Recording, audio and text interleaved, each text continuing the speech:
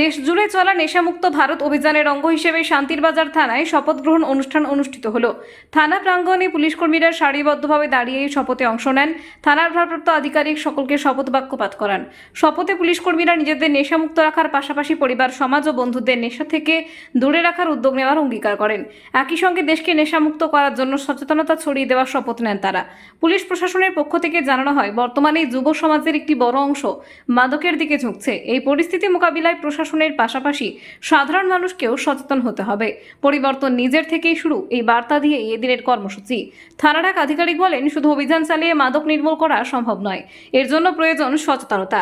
Police নিজেরা শপথ নিয়ে মাদকের বিরুদ্ধে রুখে দাঁড়ালে সাধারণ মানুষও অনুপ্রাণিত হবেন। ভবিষ্যতে স্কুল, কলেজ ও বিভিন্ন ক্লাবে গিয়েও মাদক বিরোধী সচেতনতা প্রচার করা হবে বলে জানানো হয়েছে। স্থানীয় বাসিন্দারা পুলিশের এই উদ্যোগকে সাধুবাদ জানিয়েছেন। তাদের মতে, পুলিশ প্রশাসন যদি এইভাবে উদ্যোগী হয় তাহলে শান্তির বাজার এলাকা থেকে মাদকের কারবার অনেকটাই নিয়ন্ত্রণ করা সম্ভব। প্রসঙ্গত, নেশামুক্ত ভারত অভিযানের মূল লক্ষ্য হল 2026 সালের মধ্যে দেশকে মাদক মুক্ত করা। এই লক্ষ্যে দেশের প্রত্যেকটা থানা, স্কুল, কলেজ এবং সরকারি দফতরের সচেতনতা এবং শপথ গ্রহণ কর্মসূচি চলছে।